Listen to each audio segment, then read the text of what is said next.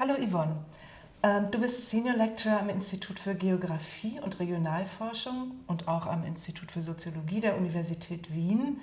Du bist auf Urban Studies im internationalen Vergleich spezialisiert und konzentriert und deine Forschungsschwerpunkte sind urbane Transformation in und durch Stadtquartiere, sozialräumliche Folgen wie das, was wir heute Gentrifizierung nennen. All das interessiert dich und darin natürlich auch gesellschaftliche Diversität und damit wahrscheinlich auch Ungleichheit. Vor uns liegt dieser Ausstellungskatalog von 2005 zu einer Ausstellung aus der Albertina, Straßenleben in Wien, Fotografien von 1861 bis 1913, herausgegeben von der Albertina in Zusammenarbeit mit Monika Faber und der Bonn-Artes Stiftung oder späteren Bonn-Artes Stiftung. Du hast mit einer großen Leichtigkeit in diesem historischen Material sofort deine Themen gefunden, als wir darüber gesprochen haben. Und eines davon war die Frage danach, wer ist hier eigentlich präsent? Und ich glaube, du hast da mit einer intersektionalen Perspektive drauf geschaut. Kannst du das an ein paar Bildern zeigen, was dich da interessiert hat? Sehr gerne. Mein erster Griff bei einem Buch ist ja oft so.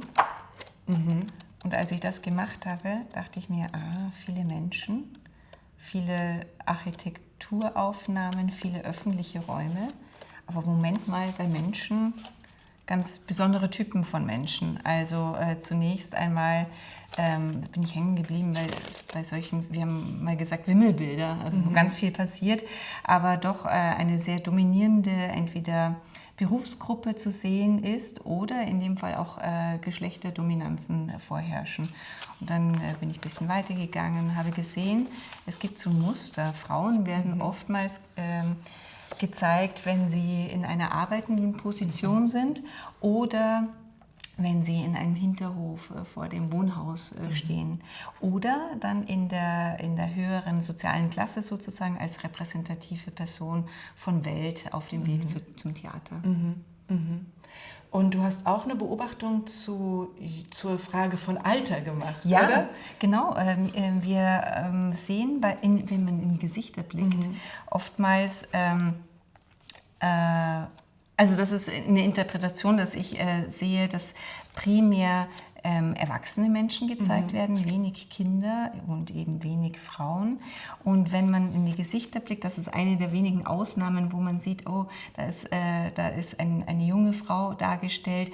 Aber wenn man in die häufigsten Abbildungen oder Gesichter blickt, dann habe ich das für mich so gedeutet, Menschen, die vom Leben gezeichnet und geprägt sind und vermutlich auch älter wirken, als sie als sie eigentlich sind.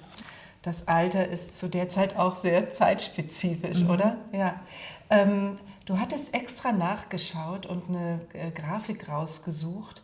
Die Zeit, die hier abgebildet ist oder die in diesen Fotografien aus der Sammlung der Albertina nachzuvollziehen ist, das heißt 1861 bis 1913. Am Ende dieses Zeitraums, das die Ausstellung, das Buch abdeckt, hatte Wien, ich würde jetzt sagen auch, 2,1 Millionen EinwohnerInnen. Und das ist interessant. Woran sieht man in deinen Augen einerseits den Zuwachs und dann diese dichte, vielfältige Situation von Wien? Also die Vielfalt, die Dichte sieht man an der Nutzung des öffentlichen Raumes zum einen, weil er geprägt ist von den Umbauten und von den wenigen Menschen, die dort stattfinden, und an den genutzten Flächen, wie übergenutzt sie sind. Also wenn wir nochmal die Markträume hier beispielsweise sieht man den Naschmarkt, eine Darstellung, dass jeder Winkel dieses Naschmarktes ausgenutzt ist. Und wenn man das mit der heutigen Situation vergleicht, wo auch Aufenthaltsqualitäten geschafft werden, Freiflächen zum Verweilen, das ist gänzlich nicht vorhanden.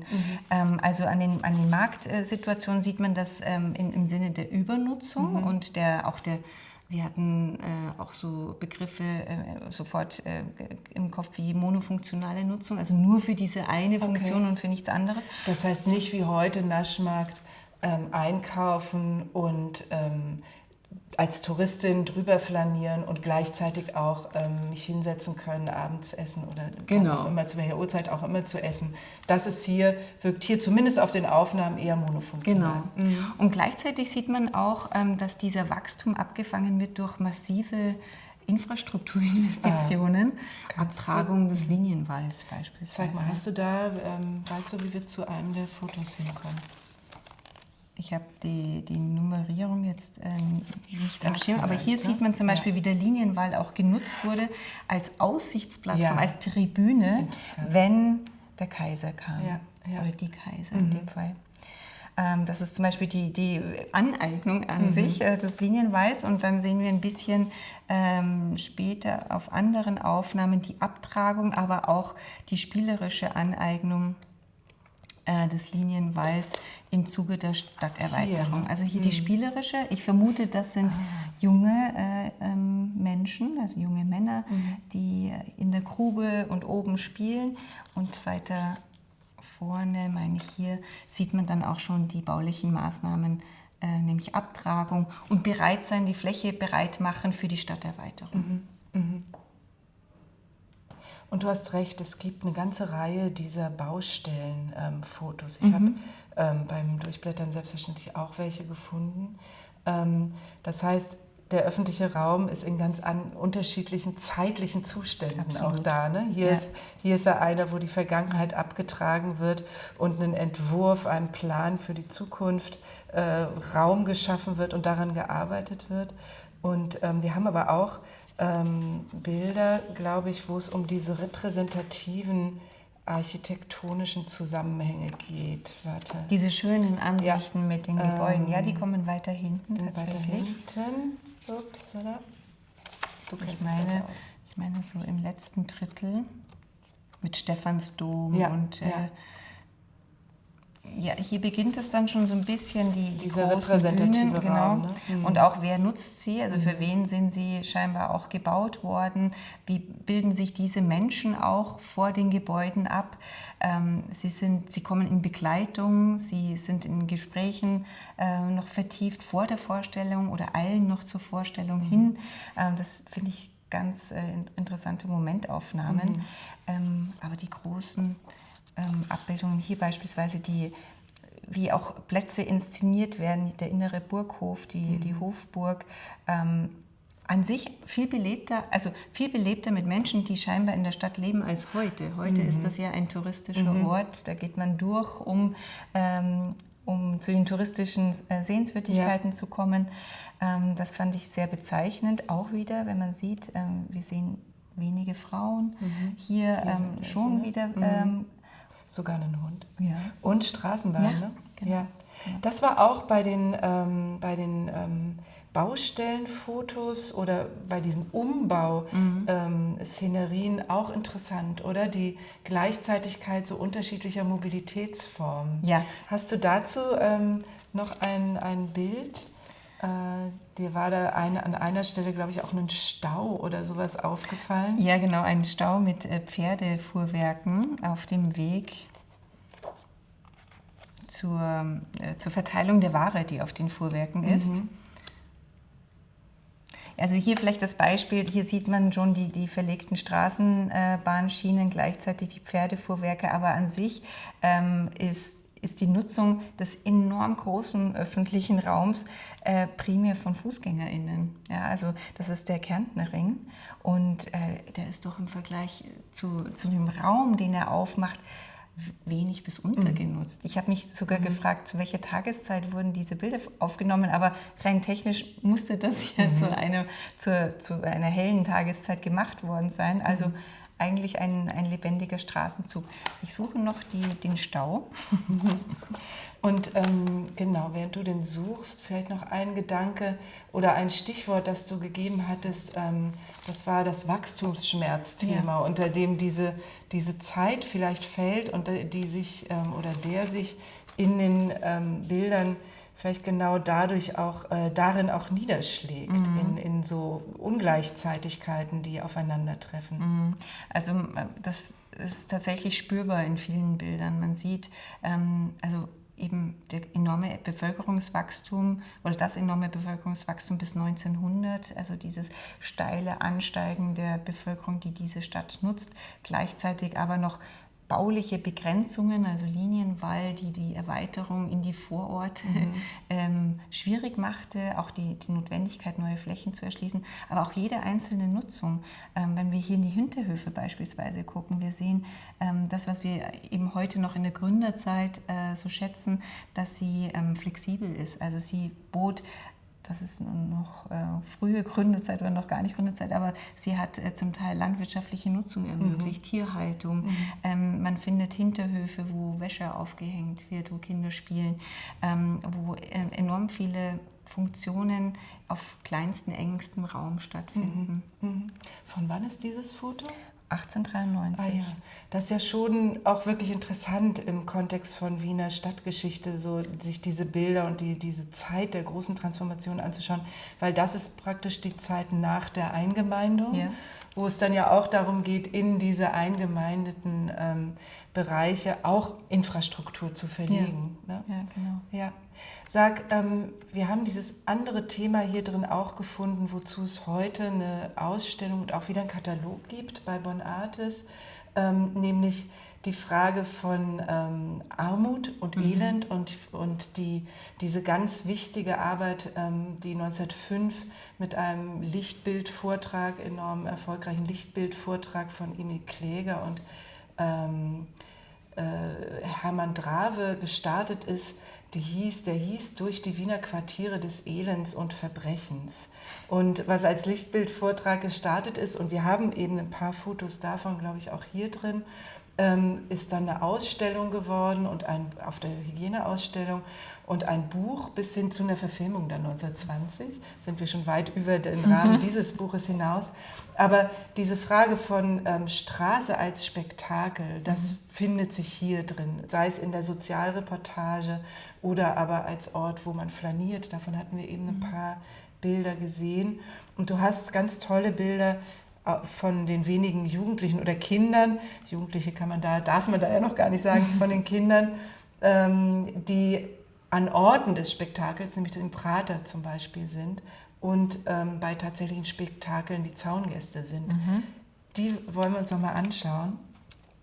Müsste hier zu sehen sein. Wunderbare Aufnahmen. Einmal eben diese Beobachtung von hinten, hier drängen sie sich dicht an dicht. Da kann ich gar nicht das Alter so genau ablesen und es scheint auch ein bisschen gemischter zu sein. Ja. Aber allein schon der Titel Wien, Praterleben, Außenseiter. Von wann ist das? Das haben wir von 1910. Ja. Und hier, das ist dann tatsächlich das, wo wir die Jugend als Zaungäste des Spektakels sehen. Das ist 1905, 1910, also ähnliche Zeit. Beides... es scheint sogar ein ähnlicher Ort zu sein, nicht wahr? Mit ist dieser, derselbe Ort. Einmal von innen, einmal von außen, oder? Ja, genau. Und ich meine mich auch zu erinnern aus diversen Ausstellungen im Wien-Museum, dass der Prater ja auch ein enorm wichtiger Ort für die Bevölkerung wurde, als er geöffnet wurde. Ja. Und wo auch so informelle Nutzungen stattfinden konnten, wo auch Spektakel und Unterhaltung stattfand, das zum Teil auch ein Ausgleich zu der sozialen Realität war, die man selbst hatte. Es gab wenig Zeitung, wenig Unterhaltung. Das heißt, also an manchen Bildern sieht man ja auch die plakatierten Informationen. Ja. Das heißt, es war so ein Austausch, stelle ich mir vor, und nicht nur des Spektakels, sondern auch man traf jemanden, man erzählte die neueste Orte des Vergnügens einfach. Absolut. Der Freizeit des Vergnügens. Und du hast dazu zählt auch Fotografie selbst, fotografische Praxis. Du hast diese Postkarte in dem Katalog gefunden, die einfach auch was darüber aussagt, wie groß das Spektrum der fotografischen Praxis zu der Zeit ist in einer Großstadt, Metropole vielleicht, wie Wien.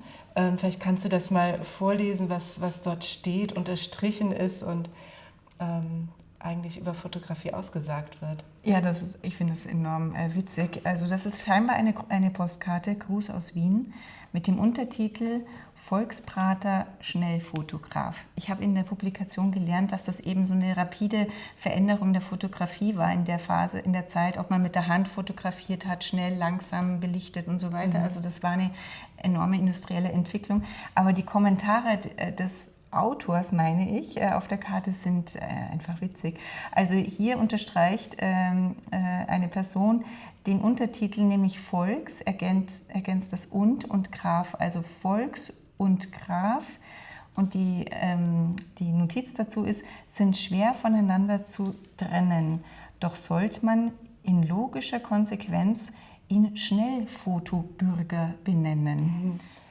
Also dieses Spiel zwischen Graf, Aristokratie, Volk und Bürger, das fand ich schon sehr lustig, weil das auch viel über das Verständnis von Repräsentanz, wer kann sich auch Fotografie leisten, wer ist dadurch abgebildet, wer wird sichtbar, wer bleibt unsichtbar, ausverhandelt wird.